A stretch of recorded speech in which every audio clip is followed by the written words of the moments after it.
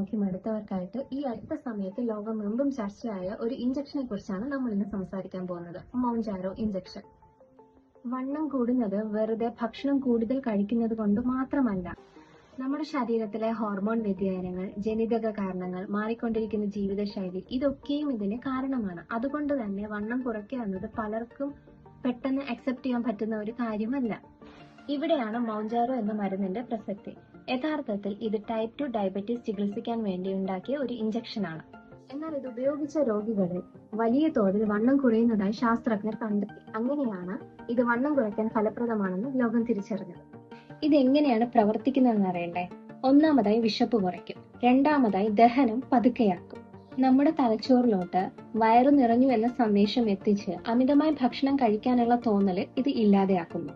രണ്ടാമതായി നമ്മൾ കഴിക്കുന്ന ഭക്ഷണം കൂടുതൽ സമയം വയറ്റിൽ നിലനിർത്തുന്നു. അതുകൊണ്ട് പെട്ടെന്ന് വിശപ്പ് തോന്നില്ല. കുറച്ച് കഴിക്കുമ്പോൾ തന്നെ വയറു നിറഞ്ഞു എന്നുള്ള ഫീല് നമുക്കുണ്ടാവും.